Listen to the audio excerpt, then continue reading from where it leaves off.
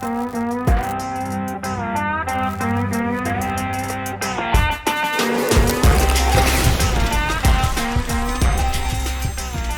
guys, Walsh happening. We're here today with a special guest, Jimmy McCrory. How you doing? All right. How are you doing, mate? I'm good, man. How you doing? It's a pleasure having you on, mate. Pleasure being asked to come down. I really appreciate it. Thank you. Thank you for coming down, honestly. Now, Jimmy is a pioneer for those who don't know Jimmy, but people who are BKB fans will know who Jimmy is. And he's basically the pioneer for, you know, the old hay stack fights, toe the line. You know, it's the rules are a bit different now, aren't they, with BKB? The rules are pretty much the same. Just that, you know, they're fighting in rings now. You know, for that, for insurance purposes, I think, or it wouldn't been legalized. But yeah, and I mean, I just have to correct you. I'm not really the pioneer, to be honest with you. Yeah, The pioneer is Dave Radford. Dave Radford has done a lot more than me. And if he didn't fight Roberto Duran and do as well as what he did against him, I wouldn't have the name that I've got after my victories over Dave. You know, yeah, Dave's a great man. He doesn't get half as much fucking plaudits that he should. yeah, Because, you know, that man's done far more than me. He's fought a lot longer than me. yeah. I love the man. He's a fucking me blood brother, and everything that I get, he should get, in my opinion. That's Yeah. just me. Yeah. Well, yeah. It's, you know, it's never down to one person, Yeah. especially in the fight game. That's it. You know, amazing fights are made by two people coming together. It's not just Yeah. one side. That's it. Two-man fight. Yeah. But yeah, tell us a bit about. You've got a bit of a mad story, haven't you? Well, I think yeah. most people who go into bare knuckle, they've got a bit of a story. Oh yeah, definitely. I mean, anyone, this is just my opinion, anyone, even in the boxing as well, who wants to go right and meet up in a social club or a stadium or arena, wherever, okay, and wants to stand and battle it out with someone, you know, whether you know them or not, you know, there's something wrong with you, you know. Fighting is not a game, it's not a sport. You know, where people say it is a sport, all right, that may be for licensing, but, you know, even boxing's not a sport, man. You know, you can die. Like, yes, you can die of, you know, incidents in like car, what do you call it, car racing and that, you know. But, you know, boxing is just brutal, isn't it? You know, so it's bare knuckle boxing. It is brutal, you know, and, you know, I've never wanted to hurt any of my opponents long term, but, you know, as soon as our bell goes, you know, we're both in for the same thing, you know. Yeah. To cause as much damage as possible to get the fight finished as quick as we can. Yeah. And that's just the way it is. And like when you were doing it, it was a lot more raw. Yeah. Than what it is now. Yeah. It's changed a lot, you know. But good luck to them. I used to buy all the old DVDs. I did. Yeah. Well, used to get them on eBay and stuff like that of all the bare knuckles. And it's mad how it's progressed. It's becoming a big thing. Yeah, it is. It will go. Well, it'll go bigger. It'll keep on getting bigger. You know, they've done some good things. Yeah. Have you met Dan Chapman? No, I haven't met Dan. No. He's done well. Good luck to him. He had a very good amateur career. You know. And, you know, I've done amateur boxing myself, and I know it's not easy. And he got to the very highest levels, you know. So, podium squad, very good. Daniel Lewell. Yeah, Daniel Lewell. I speak to Daniel a lot, to be honest with you. Yeah. So hopefully after this, we can give him a call and meet up. Yeah. I've sponsored Dan Lewell and Dan Chapman. See. We've obviously got Sean George as well. I haven't met Sean yet, but tough as fuck as well. Listen, I've got respect for Dan Chapman, all he's done, and Sean, you know. Yeah. If Dan, I don't think Dan would be so stupid or ignorant to think that it's going to be an easy fight, because he's got great boxing skills. Yeah. But listen, you put Sean George in a fight with any cunt, and I mean any cunt, you know, they're not going home fucking with the easy night's work. That motherfucker will fight anyone. He's like a little terrier. Yeah. He is, man. You know, and I love Sean. Sean's a great lad. Really is. Sean's a lot like myself. He's made some mistakes in life, but listen, you've got to fucking tip your hat at the man. He's turned his life around. Yeah. He's a family man. He's turned his back on his old ways. I love the kid, you know. He's doing well. You look at a man like that, and that's what you want your children to aspire to be like. You know, that's what I think. Anyway. Yeah. He's doing well, isn't he? Yeah, he's doing very well. And you know, it is so nice to see so many. Like for me, the local boys. There's a load of talent coming out of Wales. Yeah, there is. And it's everywhere. It is, but you tend to notice the local boys when they start progressing, and Sean George has been on the scene for fucking years. Yeah, Sean was a friend of Christian Evans, another great lad, another great talent. Like myself, didn't reach the full potential, maybe we'll say, in the boxing, you know, and he just loves a fight. He's the same as me, you know. Christian, he just loves a packer. He's a great kid too, you know what I mean? But like Wall, not weighed up properly, likes a good packer. And well, the game is changing. You can see it's picking up momentum. Yeah, it's picking up momentum. There's so many people talking about it now. I think it definitely helps when you've got some local boys who are doing well. It makes people sort of stand up and say, like, take notice. Let's have a look. Yeah, of course, yeah. Because I remember people when I used to tell people I used to buy the DVD, they were like, "That's fucking brutal. Why are you watching that?" Yeah. But it's I think it's something that's ingrained in us. Yeah. Mano, isn't it? You know? Yeah. I think it is. It's something that is ingrained. Yeah, it's whatever. Listen, I don't care what anyone says. There'll be men that'll be listening to this and say, "James, you're fucking stupid. You're full of shit. Or you're a psychopath." Right? Listen, it's what every man is fucking born to do. Right? Is to fucking fight. Simple as that. Yeah, some are better than others. Definitely. But it's in you. Well, it's always been in me. You know. Yeah. Tell us a bit about growing up. What was life like growing up? Growing up was great. You know, I had the best parents, you know, that anyone could get. I was loved and loved. I was shown unconditional love, you know, and but honest, I didn't deserve it. Like, I was a little twat. I was always different from my brother and my sister. My brother was expected to be a vet. My sister, you know, she was a little swat as well. Me, I was, on the other hand, I was always in trouble, getting kicked out, suspended at school and whatnot. But I was fighting. I can remember my brother was getting bullied. I was in nursery and I clipped myself out of the pram and just ran down the yard and started biting and kicking the lads that were my brother. And I was only in nursery then, you know. Fucking hell. And started young. Yeah. And, you know, I was always doing things. I was chasing a thrill that I thought that I needed in my life. There was always something missing, you know. Yeah. I was hanging on to the sides of trains, going from stop to stop. I was hiring bricks at Busy's, police, you know, and, you know, I just doing loads of reckless stuff, you know, for this thrill that I thought that I needed, and I thought there was something missing from my life. Now that I'm in recovery now, I realise there's nothing wrong with missing from my life. It's just my head. You know? Yeah. You know, I'm not weighed up properly. There's a DNA fuck up, whatever. You know, I'm just me. Simple as that. So you touched upon a bit then, saying about recovery. Yeah. Obviously, you've had a bit of a tough time. Well, yes, it was a tough time. But a lot of it brought on by myself, you know. I was a coward, mate. That's the truth. You know, everyone thinks, "Oh, Jimmy McCrory, fucking bulges, fuck, fight any man." But I was a coward. I was running away from my head. And then when my dad died, he died of cancer when I was 17. He was my best friend, you know. Yeah. I idolised that man. I still do. And instead of dealing with it then, I blocked it out by just fucking training all the time for boxing. And my dad and mum used to try and wave him dying, you know, bring it up in conversation. I used to always say, "Listen, I'm going for a run." And I knew if I ran 8 mile one way, by the time I ran the 8 mile back, you know, they wouldn't be talking about it anymore. And that's what I had done. Yeah. And then he went on the Thursday and he went for a checkup, and they told him that they couldn't do anymore. You know, he'd be dying whatever time they give him. I can't even remember. I think it was 3 months or 6 months. I can't remember, to be honest with you. It was on the Thursday. And then when they started talking about that, I said, "Listen, I've got a fucking fight in 3 weeks somewhere." And my dad just went, "No, James, the game is up." And when I heard my dad say the game was up, I knew he was fucked.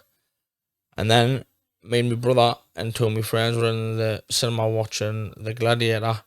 And believe it or not, I was sitting watching it and I seen my dad's funeral, and I said to my brother was in crutches at the time after coming off a Honda Hornet. I said to him, and I said, Dad's dead. You know, if you see that again, he said, wrap this fucking crutch around your neck. But I just knew. I don't know how. Yeah. I seen my dad's funeral, you know. And Sensed it, yeah, like. I seen it. I seen it in my head. It? I seen it in my head, yeah. And then I seen me two cousins walking down the centre of the cinema, like obviously looking for it, and I just nudged him and I said, I fucking tell you. So I went outside. Shit. And then my cousin was trying to tell him that my dad was in hospital, he wasn't very well. And I just went, tell him the fucking truth, Kaylee. And then she started crying. And then he just flew his crutch at the big glass thing and then where they get tickets for the cinema. And then that was it. It was heartbreaking. And of course, I went to the hospital. And, you know, I'm not weighed up properly. The first thing I said to my mum, like, went in, we see me daddy. I gave my daddy a kiss. There was still blood on him where the Chumax blooded on his throat. And, like, you know, I don't know why I said it. Well, I do because I'm a fucking idiot. I just said, what does it feel like to be a widow then, Mum? And she just looked as a friend, looked as I tried to make it a funny situation. Yeah. You know, I tried to. You know, my ma's friend just looked at us and she looked at us and just smiled. And, you know, I tried my best because it was heartbreaking. It was really heartbreaking. It's how you were coping with it. Yeah, you know. It was heartbreaking seeing my mum, and I knew there was nothing that I could say or do. No. You know, she just lost her fucking soul, mate. So I just thought, maybe a bit of humour. And, you know, not asking your mum, how does it feel to be a fucking widow when your dad's just died isn't probably the best thing, but at that minute in time... With your coping mechanism. Yeah. So that was that. And then we went home. Yeah. I'll never forget the next morning, the first morning my daddy was dead. He couldn't speak and he couldn't make a lot of noise, my daddy, because he had his voice box removed, you know, with the cancer. Yeah. But I'll never forget that silence when I opened my eyes on the Saturday morning. It was fucking horrible. Yeah. It was horrendous. The house just felt empty. It was empty. Yeah. It was terrible. Yeah. Yeah. And I just ignored that for a long time. I used the boxing train. I got stuck in the boxing, like, you know, just to block everything out. I didn't deal with it. Yeah. And then I ended up getting banned from boxing because I don't fight that much on Ireland. I got a medical card in Ireland, so I had 2 medical cards. I was flying from England to Ireland fighting and flying back, you know. Just one fight every 3 days wasn't good enough for Jimmy. Jimmy had to get more. I needed more and more. You know? How much of a gap were you having between fights? You're supposed to have 3 days, but I flew back. Like I got beaten in the Ulster final. I was winning the fight.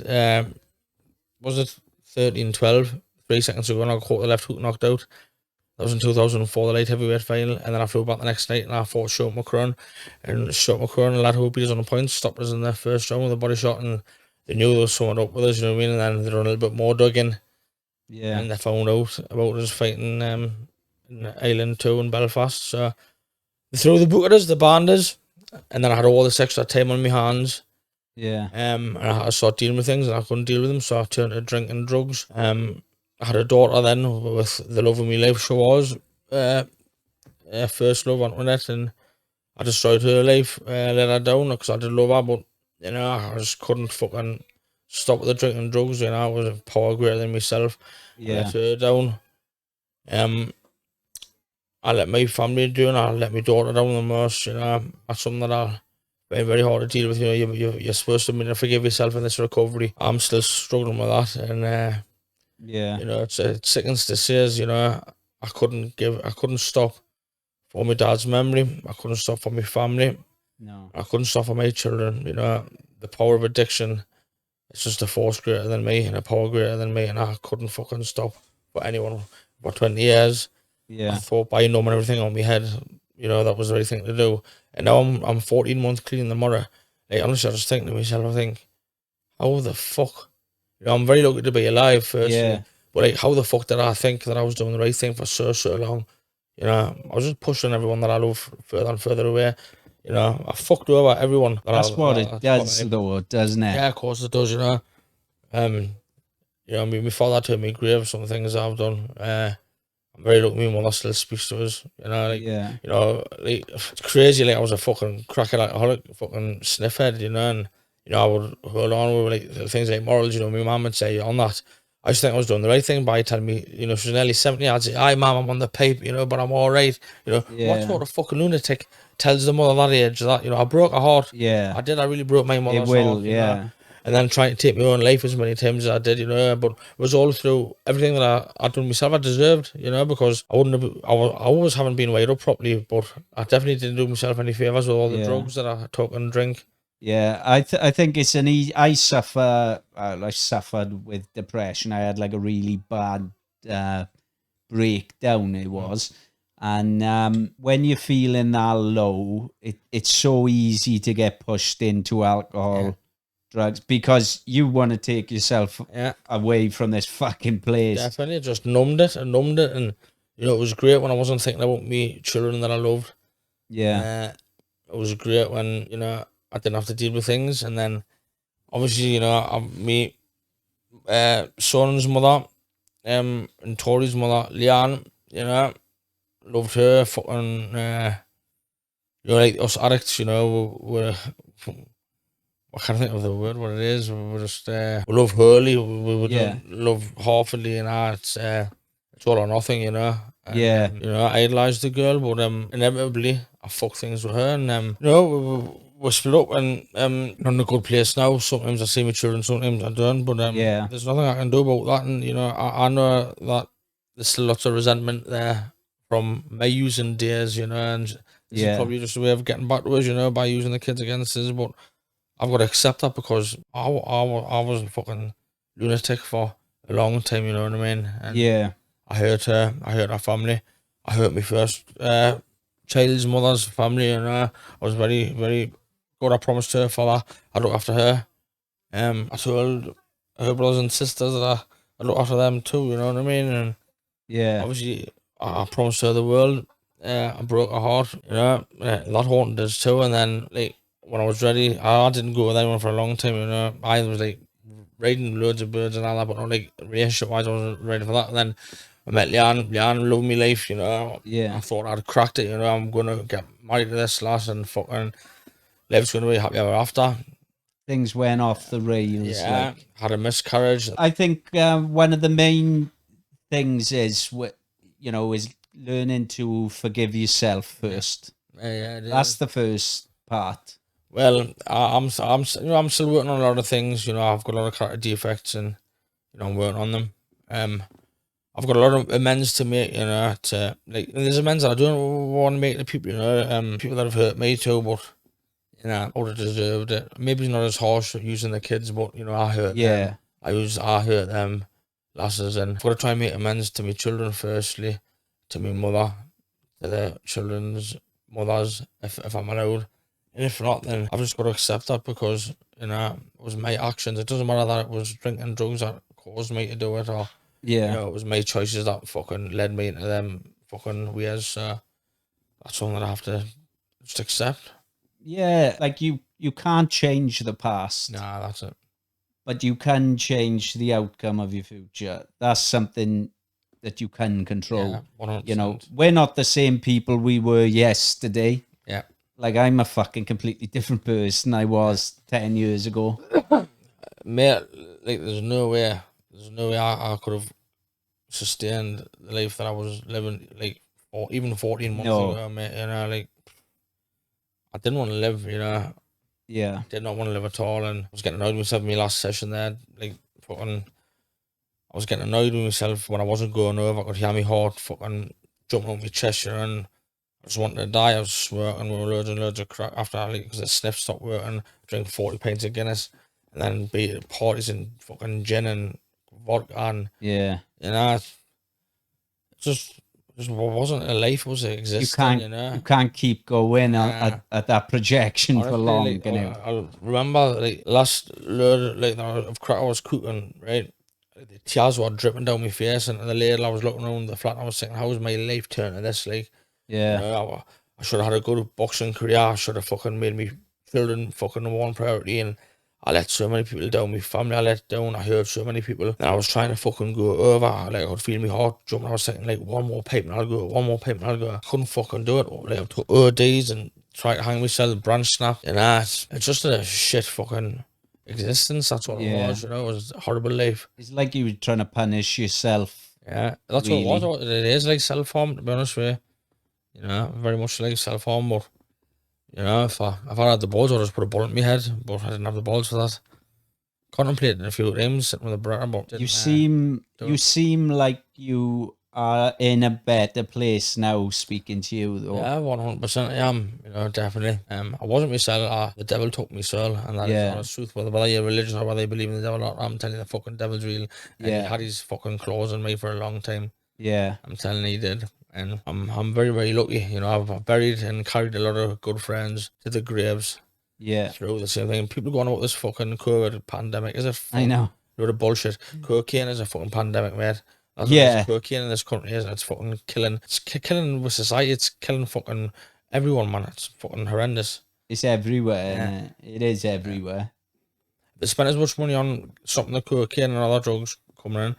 This is what they're doing, fucking all this shit, COVID, masks, fucking well, depression. Yeah. Depression's been fucking out of control for a long time. Yeah, but that links back to cocaine, doesn't it? Yeah. Drugs. Well, drugs of course there is a few fucking national cases where people's heads on DNA makeup, people are just like, without drugs, getting fucking depressed. But I'm telling you, the depression, a lot of depression cases come from drugs. I know that myself. Yeah. And that's just the truth. Yeah, it's going to, it is a depressant, isn't it? If you've had a mad one, I'm sure the next day. Fucking no, see, that was it with me. It was never the next day because I wouldn't stop, mate. I wouldn't stop. The next year, like. Yeah. Honestly, like 6 years is a blur for me. And I mean, 20 years is like all mush and like, but there's still a few memories.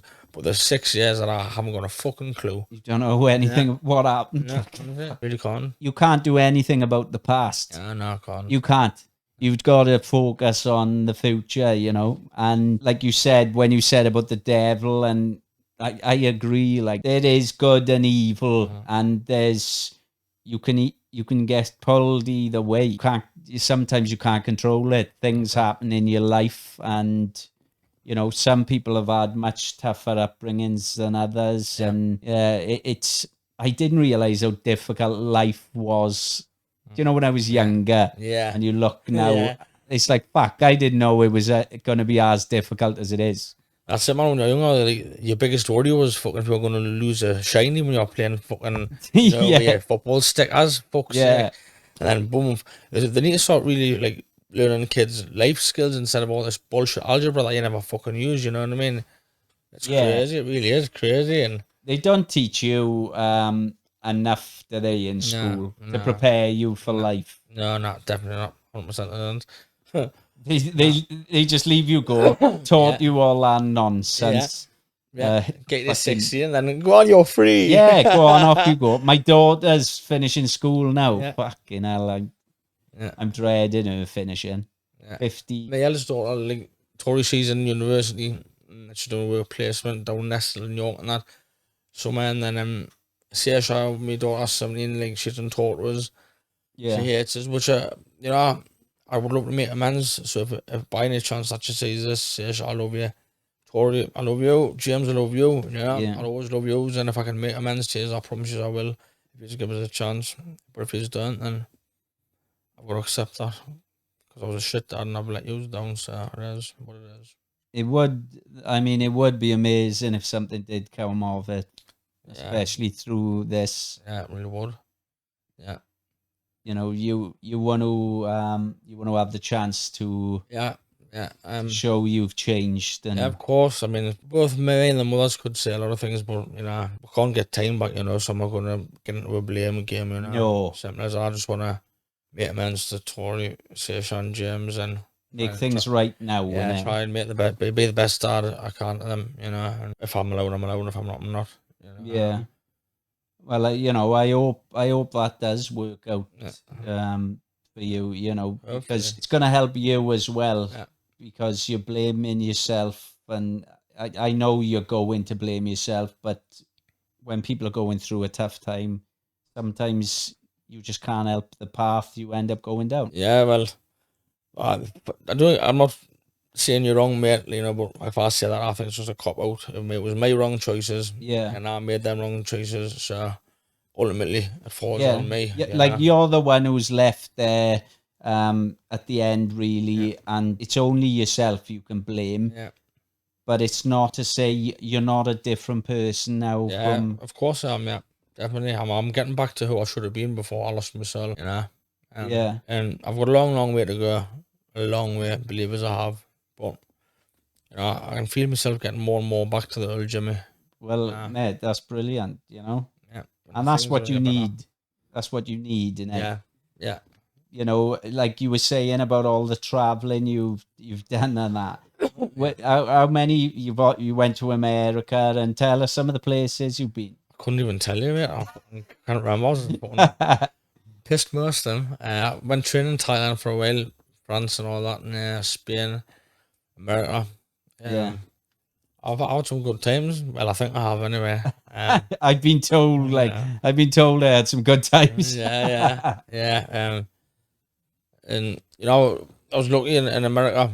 My cousin, my second cousin, my daddy's cousin, he got us over there because he's seen a lot of things on Facebook. He says, and he recognises that he's seen a lot of himself in me. And he says, "Listen, Jim," he says, you know, reaching full potential. He took us over America, and you know, he told us, he says, you need to stop that drinking and all that, and obviously the narcotics. He says, no good for you. He says, you can't drink. Yvonne Shaz was the first person who told us that I couldn't drink. She recognised it straight away that I was, you know, Is it? addict. Yeah, and that's one thing. I really hate myself for not listening to her because she's dead now. She was my first child's grandma. Yeah. And what a beautiful woman she was. Yeah.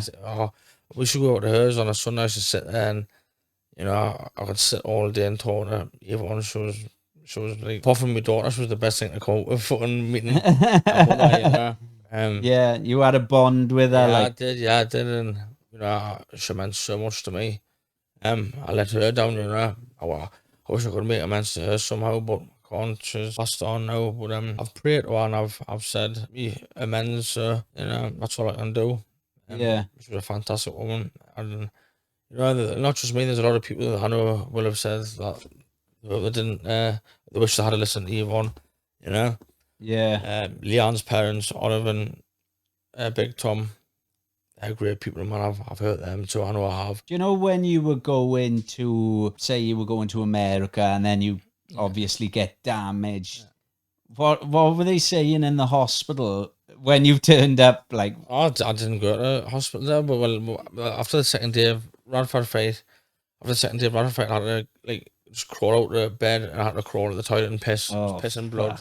I was pissing blood, and then Olive, that's Leon's mum. I think Olive come down with Tom. They just looked at us and bruises all over me side and you know, me fucking face was a right mess. And Olive just says, promise you won't do it again. And like same, I don't. Well, I used to not think anything throughout. Just to pacify people, I say, yeah, I promise, yeah. Yeah. And I said, no, I'm not doing. I'm retiring. And then fucking, of course, I got something else comes up. Oh, there's another fight, there for you. So, you know, I couldn't help it. I'm addict at that too. You know, I was addicted to fighting. You know, you've got an addictive personality. Yeah. But hopefully, you know that bit of time will pass, clean time, and I'll be able to make amends to, you know, the people who I don't need to make amends to. You know, even ex-girlfriends, like, you know. Yeah. Don't get us wrong, there's still resentments there, you know, that I've got to let go of because I've messed so much with children. You know, I don't believe in using the children against us, but you know, I am sorry. Turn my aunt to Leanne for hurting years because that really wasn't me. But they're just gonna, if they hear this, they're just gonna be laughing, saying you're full of shit, you fat cunt. You know, it was you that hurt us, and it was you that wrecked the family. And yeah, it was, but the devil had my soul. Well, that's the thing. Like you can't blame them because they're still trying to deal with it as well. Yeah, they probably are. But let's just hope they are understanding that you're trying to change your ways, and you know. I don't think it really matters, to be honest with you. But you know, I can only blame myself for that as well. You know what I mean? Yeah. They're happy as long as the children are happy. Even if I don't get to see the kids, you know, I see Tori and James, so I'm not going to make this out to be like that. I don't see Tori and James. I haven't seen the station in a long time. I'm not going to go into it on here because it's not fair on her. Yeah. Our friends we were watching about. I see Tori and James a few weeks ago, you know, and I loved it. I loved sitting talking to me Baba and her telling us about our university plans and our job plans, you know, and you know, I feel guilty as well because I've got such a close bond with Tori. Yeah. My stepdaughter, that I haven't had that with Saoirse, I felt as though I've let her down, you know. Of course I've let her down, but I used to feel guilty that I'd have such a close bond with Tori, and not with Saoirse, and it's not the kids' fault, it's all my fault, you know. Yeah. But honestly, the last time I was at Leon's with my little boy loves his, he has my voice and his daddy, Yeah. daddy, he just runs and cuddles and I squeeze him, and like me Baba, like Yeah. she's amazing, she makes us so proud, you know, when I hear her, like this, like obviously I'm so proud she's nothing like me, like even though they're like I had bring her up, like thank God none of my fucking crazy traits have passed on to her, because she's just so intelligent, she's so beautiful, and Yeah. she's just such a good girl. You know, I may say she's a beautiful girl. She's good at sports. When she was younger, she got black belt. I seen on Facebook. Yeah. I'm not too sure what she's like at school, because I think she's like me, to be honest with you, a bit stubborn. I don't think she'd like it. She doesn't like getting told what to do. I don't think either. But you know, that's actually what I was making assumptions, you know, because Yeah. last time I seen Saoirse, she didn't talk to me, a mother or an auntie at my Uncle Des's funeral, you know. Me sister and me mother never done nothing wrong to her, you know, and it is what it is. It's sad that my mother's bear the brunt of my fucking illness as well, but Yeah. hopefully before my mother dies, hopefully I'll get Saoirse over there to her and see her before she dies. I'd like that, but it's up to Saoirse. Up to Saoirse if she wants to see her daddy again, and obviously Ori and James, I'm sure I'll see them again. If I've got to go to court, I've said I'd never do that again. I'll get someone to represent us. I'm not going through it, you know. Well, hopefully it won't come to that. Hopefully not. You know. The court case for Saoirse, you know, I had enough with all the times I got a journal. I tried to top myself during that, you know, and I couldn't go through it again. You said you've got fight coming up. Yeah. Can you talk about it? Yeah, I've got a fight, bare knuckle fight 9th of July. I've got a few boxing fights too, 17th of July and November. Fighting three good kids. I don't know much about the bare knuckle lad. It's just want to try and get back into it. I just want to go out on my terms. I don't want to go out on a fat fucking alky fucking drug addict junkie who's getting fucking beat or fucking, you know, any Tom, Dick and Harry. Yeah. And I just want to go in and have a go, you know, because I went in for so many years, just going in and fucking, I wasn't bothered. I was just partying and fucking taking shots, you know, and just embarrassed myself, embarrassed my family, you know, simple as that. You know, I didn't care if I won or lost. I drew, you know, records for DJs, you know, lots of bullshit saying. They say when I was amateur, I wanted to win every fight, you know, and if I lost, I was devastated. Yeah. You know, I'd go home and I'd watch the video of that I lost 20 and 30 times a day until I seen what I'd done wrong. Yeah. I'd work on it in the gym, then I'd come back and I'd, you know, I think I've only lost one rematch. You know, every other rematch I won in my amateur career. You take your loss and learn from it, innit? Yeah. Study the fight, like. Yeah. But you've got what's your favourite fight? I don't know if I can say a favourite fight, because, you know, there's so many. Like. Yeah, but I've had that many, and like my fights, you know, there's nothing cute about them, you know, they're just two wars, really, most of them. I enjoyed my second one with Dave only because it's the only fight where I've had to psychoanalyze myself, you know, where I was questioning myself, what the fuck have I got left? Because listen, I hit Dave with everything but the kitchen sink, and we went into the third round of the fourth round, and eventually, like, we both had the same injuries: broken cheekbone, broken cheekbone, broken jaw. So no, broken eye socket. That was a broken eye socket. Yeah, and fractured cheekbone. That both had the same injuries, broken noses. I broke that finger there, as you can see. It's healed. Didn't get it fixed, so it's numb. You know, I really enjoyed that because I pushed myself right to the limits. You got a wrist strap on now. Yeah, I've put that, just messing about. Messing about with somebody's face, like. And I enjoyed that fight, and I enjoyed me fight with Terry Crothers a lot. Terry Crothers hit me with a lovely shot. I didn't know if I was Arthur or Martha, you know, but I come back and I thought I won the fight, but he would have thought that he won it, you know, and the draw. Ricky Nelda was a great fight. You know, people say that I'm game. Ricky Nelda, fucking listen, man. Some of the shots I've hit heavyweights with gloves on and they've went down. He's tough. Ricky Nelda's fucking one of the toughest lads I've fought in boxing and in fucking bare knuckle. Yeah, he really is tough, Ricky. He's got a big heart, big heart. Yeah, he's another great friend after the fight. I went to his stag do in Germany. Oh, had a great fucking time, honestly. Celebrate with him, like. Yeah, he's a great lad. I suppose there's so many memories for you. Yeah. You've been doing it for so long. Yeah, I had my first fight when I was 10, 11 or something. You know, but to be honest with you, like, the boxing thing and the fighting things are a big thing for me anymore, you know. Yeah. It is what it is. My thing now in my life, I just want to try and make amends to my children, to my children's mothers, to my children's mothers' parents. Yeah. My mother, obviously, you know. I think forgiveness it's the main thing for people to be able to move on. Yeah. Like, your family, your friends, the people you've hurt, they'll find peace in forgiveness as well. It takes a lot of energy to hold a grudge. Yeah, it's easier to forgive for both parties. Yeah, it definitely is. It definitely is. But I'm very, very stubborn and ignorant as well. You know, I just wouldn't listen to that for a long time. So it's taken you a lot to admit this now. It took us to nearly me fucking coffin, mate. You know what I mean? Something like that. Yeah. I wanted to die. I didn't want to live. Yeah, and lots of things that I picked up and learned along life on the way. And I was just all bullshit. You know, and it made a person that wasn't me.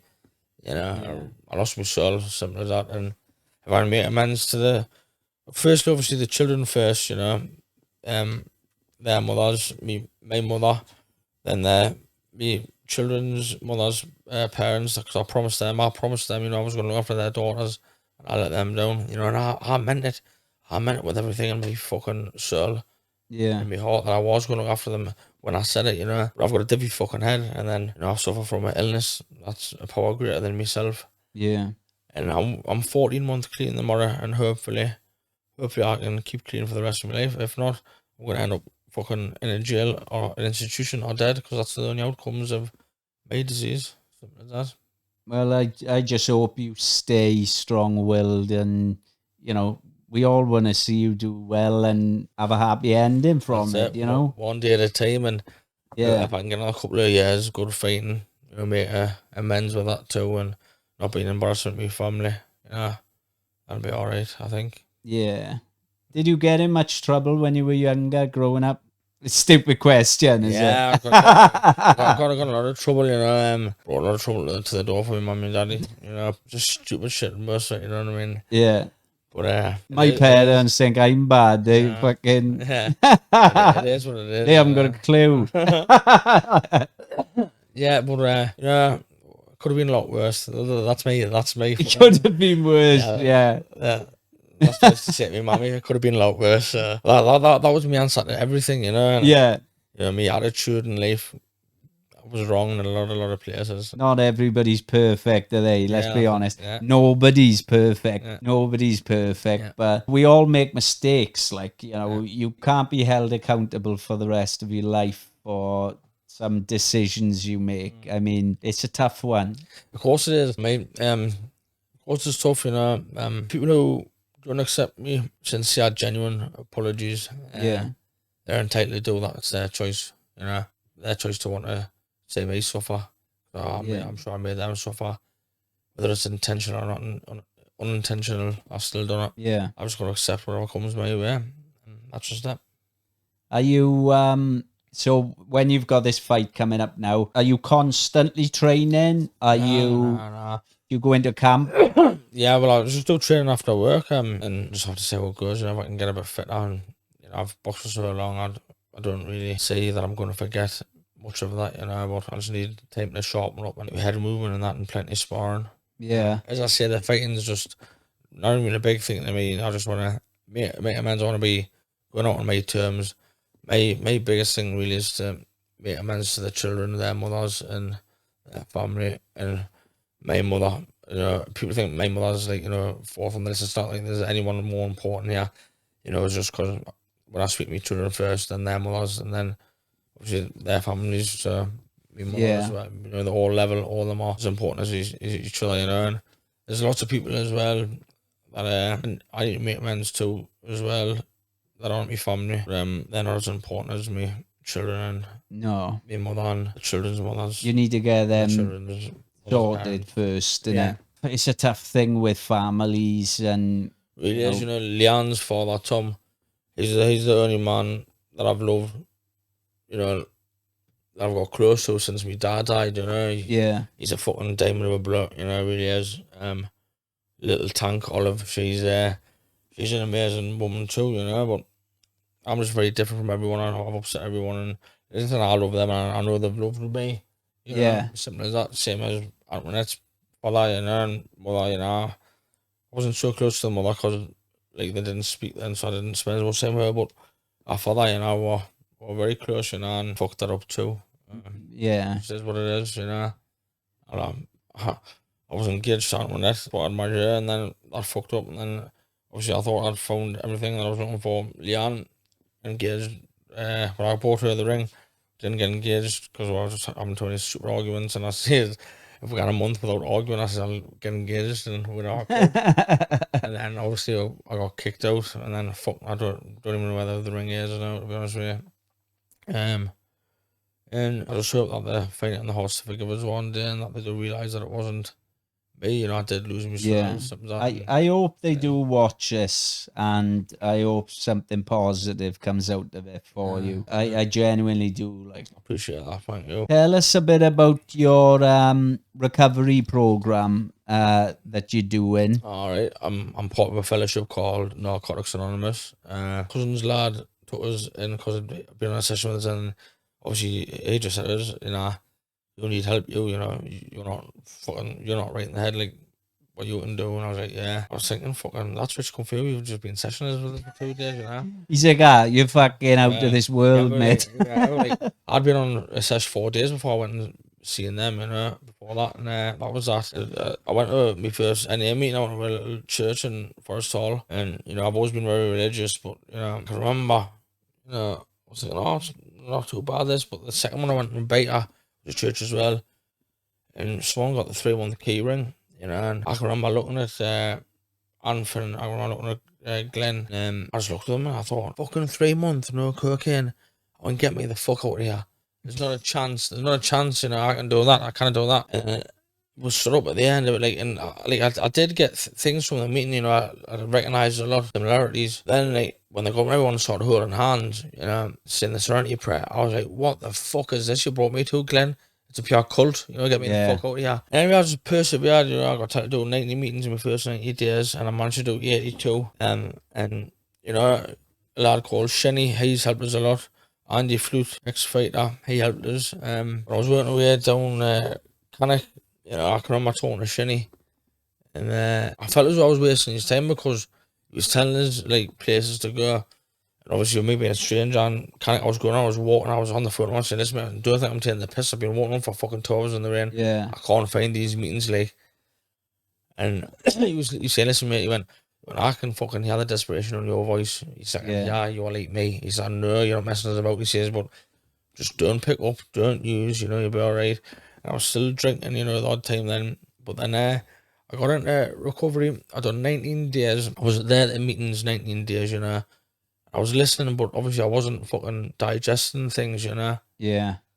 Arguing with Leanne again, I wasn't seeing the kids, and, you know, just my head was, the disease was telling us everything that I needed here to go on it. So I changed to go to Coventry at Birmingham Street, and I got 12 tins of Stella. And I was getting from Birmingham Street to Coventry, which is in the Fort Hall. I had the 12 cans pinned, got off the train.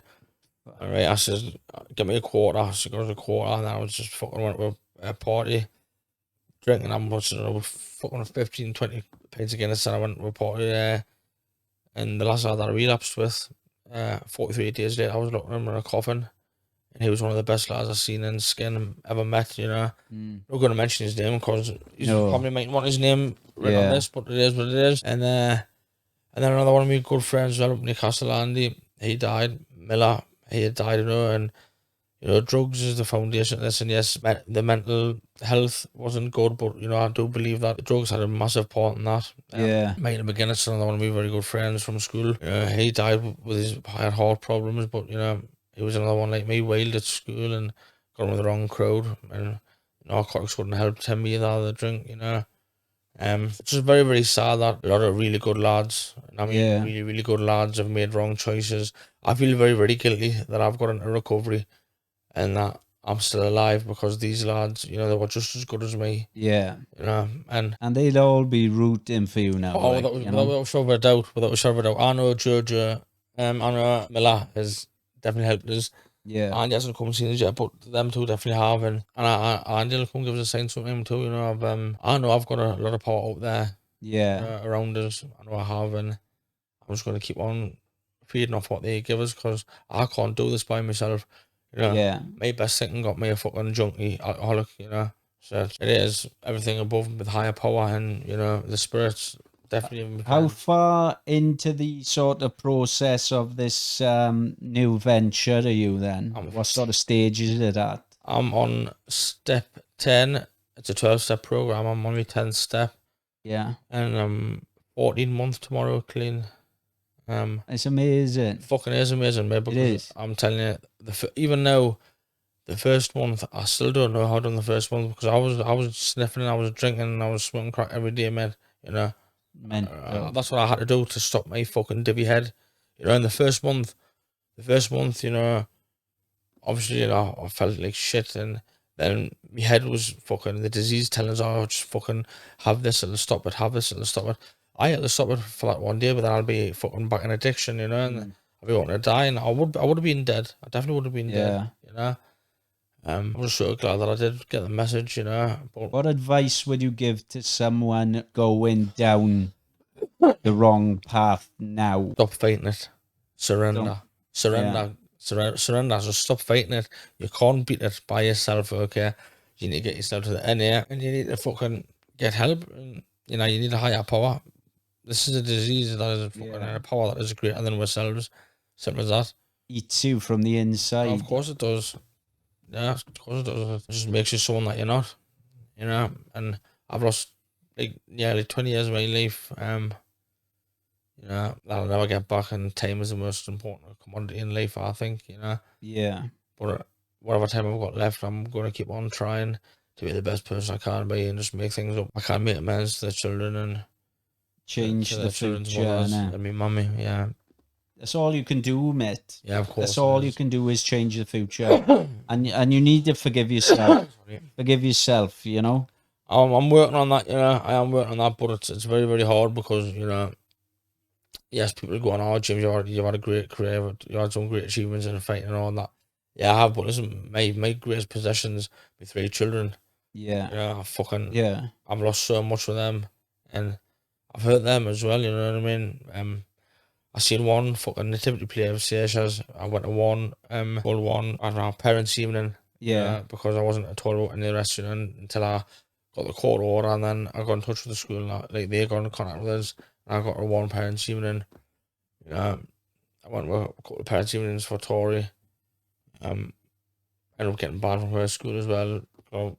She was getting bullied once, and I just told them, you know, the way that I deal with things, you know, I don't think the same as what other people do, you know. Yeah. I've got no filter, I just say it. And I told the people that it was the last there, and I said, I will follow, I said, these lasses home, I said, and I'll just stab the father. I said, if you don't stop, I said, you've got 24 hours to stop here, I said, because a child ran from your school, I said, got knocked over by a bus, I said, my daughter's not going to be a fucking statistic. I said, I promise you, I said, I'll follow them lasses home, and I'll just stab the fathers. That's what I'll do. And then obviously I got asked to leave, you know, if they went, I'll pretend I didn't hear that, so I said it slower. I said, I fucking mean it. I said, I'll follow them home and I'll stab their fathers. That's what I'll do. You know? And of course I can't be saying things like that. So what was the incident that led to that? Because my daughter was getting bullied. Oh, because I don't blame you. And the reason why I was so extreme is because a child that was getting bullied from her school ran out of the school gates and ran onto the road. In front of a bus, in front of a fucking bus, right. And died. My daughter's not going to be a statistic. No chance. I'll do fucking the rest of my life in jail before that'll happen. Kids, you know, somebody wants to fuck about with your kids. Like I'll fucking die on my sword. You know what I mean? 100%. I just hope that, many people have got loads of wishes and all that, you know, lottery wins, whatever, you know, seriously. People say I don't deserve it. Maybe I don't deserve it. But if I can get one day my 3 children round the table, Yeah. I would just love that, man. Honestly, I would love Yeah. it. I would love it. And that's what I think. That's what you need to do is give yourself these goals. Yeah. That's what it's about, and don't leave that goal from your head. No, definitely you know, definitely not. because you're a fighter, and you're literally a fighter. Yeah, I'm fighting every you day. know? That's the hardest fight in my life. Like, I'm not gonna lie, like, the obsession to use has gone a long time ago. You know, but the compulsion still does keep on us, because when things don't get my own way, you know, it'd be much easier, wouldn't it, to go and get fucking water and loads of fucking tins of Guinness. That's the easy I'd forget road. everything, wouldn't I? You know. Yeah. Because for that split second, your mind is telling you, you're feeling so shit that little bit of time, you'll take that happiness just for a split second. Yeah. But you know, I know where a couple of hours later, I know exactly where it'll go. I know where it'll go. Yeah. It won't just be fucking a few it's lines. false happiness. Yeah, of course it is. Of course it is. It's all false. Yeah. It's all bullshit. That life is just bullshit. You know.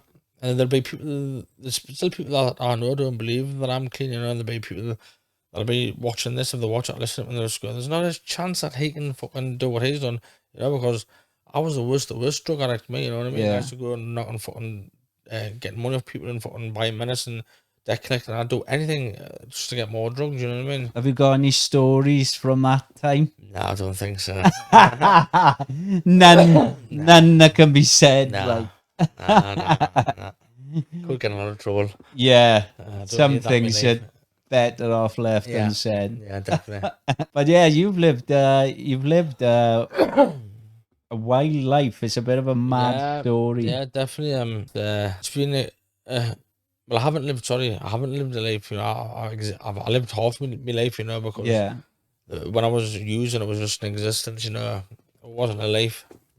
Were you still fighting when you were using, and you were still fucking? Yeah, it's just some fights. You know, I won, some fights I lost, some fights I drew, and to be honest with you, I haven't got a fucking clue. No, like imagine if you were focused. Yeah, you know. Imagine, but that's in the past. You know, I can't live in the past. No.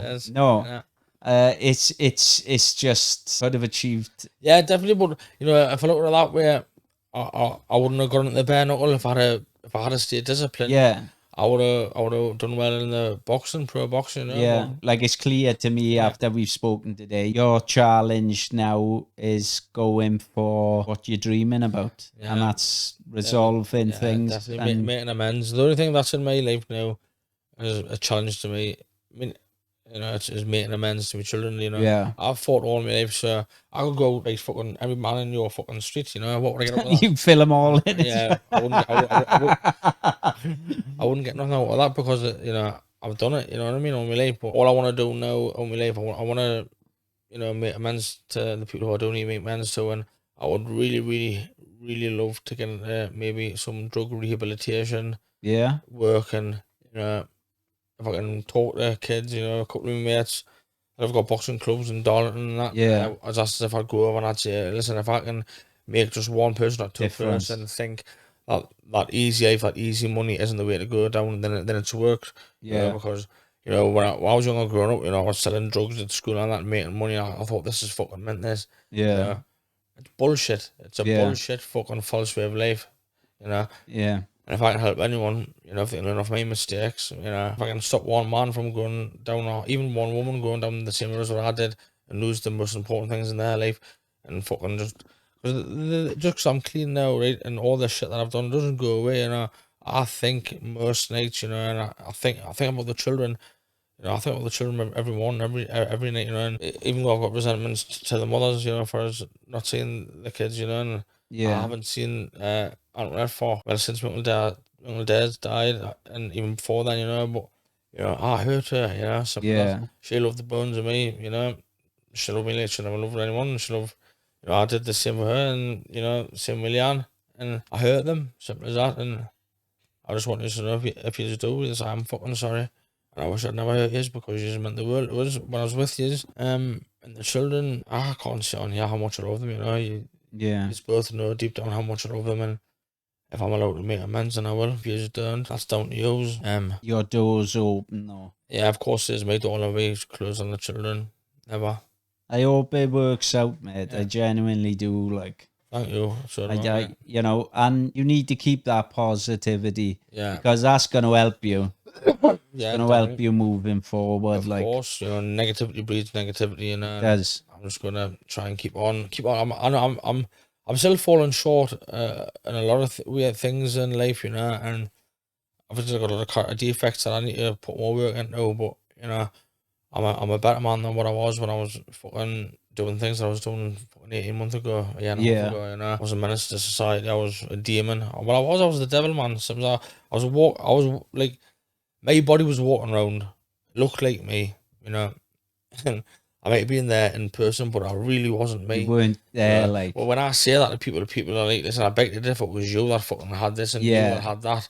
Yeah. It was you that fucking threatened us with this, and fucking pulled things on us, and this and that.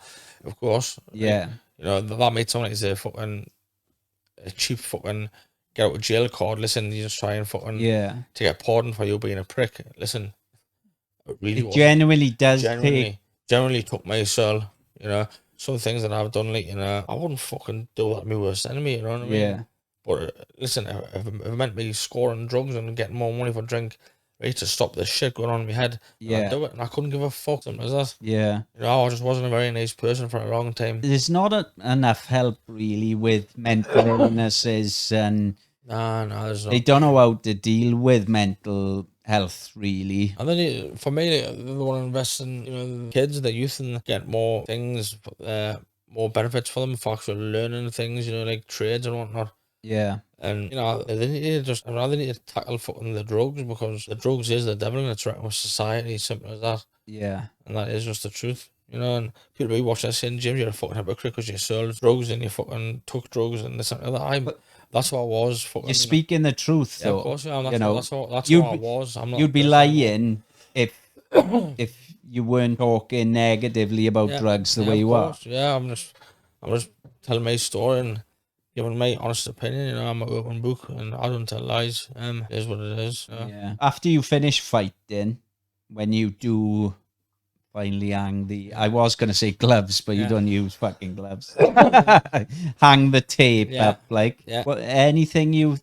like, I know you said about helping with the charity, say charity, with the addiction and helping people recover. I mean, to be honest with you, I'm going to have a couple more fights. I know Breakwell got a fight in America. I always said that I wanted to finish me bare-knuckle career where I started off Joe, you know. Got no malice towards Joe and Jim. I just didn't fit in, you know. I'm a very outspoken character. And I know what I'm worth, and they could fill the cards with kids and with other lads and pay them a lot less than what they agreed to pay me. Well, what me and Joe's agreements were, but listen, Joe's a great bloke. He deserves all the success he gets with his business. Jim too. He's done a fantastic job. I was the biggest doubter, and I was probably the most vocal doubter. You know what I mean? Jim's done a fantastic job. I just don't fit in, simple as that. I'm still the same person I am. It's a shame, though, isn't it? Well, it is, but you know, can't cry over spilt milk, can you? It is what it is. I think God will fucking let me finish up all right anyway. Yeah, well, you know, we all want to see more from you, and we're all rooting for you. I appreciate that. We're all in your corner. Like, have you done any? Have you looked into doing a bit more of a training another fighter? Really, when when the time comes. Yeah, I've trained young Dave Lancaster. Yeah, I've trained James Taylor when I'm back and I've got time. Yeah, but I wouldn't take on a gym up to now because my head wasn't right, you know. Yeah. My old gym had so many trainers. It breaks your heart when you're young and your dream is to be world champion. You go to the gym and then the gym's not open because the trainers have not turned up, you know. Yeah. And I wouldn't do that. Other kids, I wasn't in a good headspace. But that is something in the future that I'll definitely do if I can pass on my knowledge, which I've got a lot of. If I can maybe help me. Well, yeah, gym, you've got a lot to pass on. Yeah, I'd do that. Definitely would. There's lots of things that I'm thinking of in my life now. You know, this film that Sly Biggs has done about this, that's very, very close. Yeah. Funding's all there. So tell us a bit about Angels of the North film, life story about this, and Dave Radford's featured in it as well. Just said about it film, and I says, Chalice, and I says from the start, I went, if Dave Radford isn't getting the same as well, I says, we're not doing it, something like that. Yeah.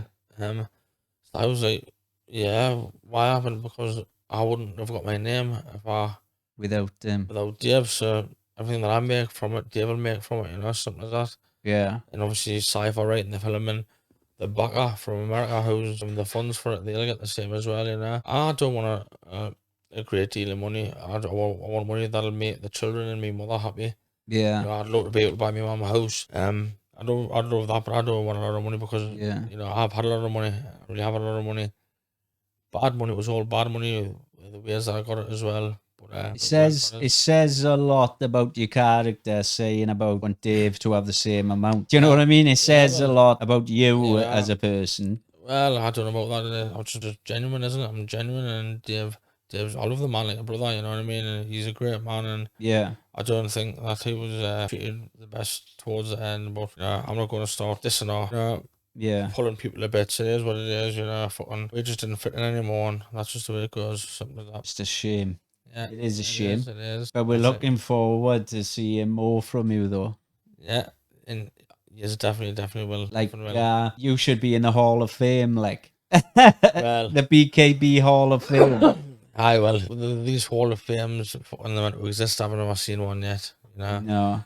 There's I don't know, something, I don't know what it is, BKB Hall of Fame. Ricky Nelda's the first one, and he's rightfully deserves to be in that, because Ricky, you know, you can't say one bad fight that Ricky's been involved in. No, because that kid is a warrior. He fucking is. Good scraps, like yeah, 100%. He's a warrior. But like, you should be up on there, like. That's your opinion, and thanks very much.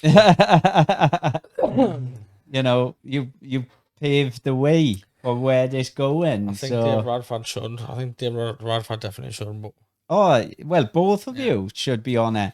Thanks. You know, both of you should be on it. The sport has started, you know, way before it's going out on TV. Can't forget about history. You should be on it, mate. You paved the way. Thank you. I appreciate that, man. But I really appreciate you coming on, and thank you. Like, he's travelled from Newcastle. It's a fucking long way. It is, but it saves me sitting fucking getting great ideas in my head, doesn't it? So passes the time. So thank you very much. Well, spend some time with the Welsh boys, innit? Yeah, that's it. But I'm gonna sort you out with a tattoo now. Is there anything else you want to say? Yeah, I do. Leon, I'm sorry for the shit that I put you through and hurt you. Tory, Station, James, being a shit dad. If you just make amends and put things right, I will, and I'll try my best to keep on doing that. Tory and James obviously had a lot more of my time than Sasha, just with Leon a lot longer. But Sasha, about you every morning, every night. You know what I mean? I really do. I do love you, and I really, really, really would like to make amends and let you make your own mind up. Right, and to the children's parents, sorry, my children's mother's parents, I'm sorry for fucking letting you down when I promised you I look after your daughters. My father's memory, I'm sorry. My mummy fucking hell. If she could go back fucking 37 years, she definitely would have put this cut up for adoption, I'm telling you. Hi mum, I'm sorry. And Maggie and Eamon, I'm sorry I've done your heads and toes and my siblings, but you was on getting it, sorry, because I'm a stubborn cunt. So thanks very much for having us. I appreciate it. Mate, Jimmy. Thank you, man. It's a pleasure having you on. I hope everything works out for you, mate. Man. Thank you, I genuinely do, and I look forward to spending a bit of time with you now and getting to know you a bit more. Sound. Appreciate that. Thank you, mate. Thank you. Right, guys, this is Jimmy. This is Walsh happening. Take it easy, guys. God bless.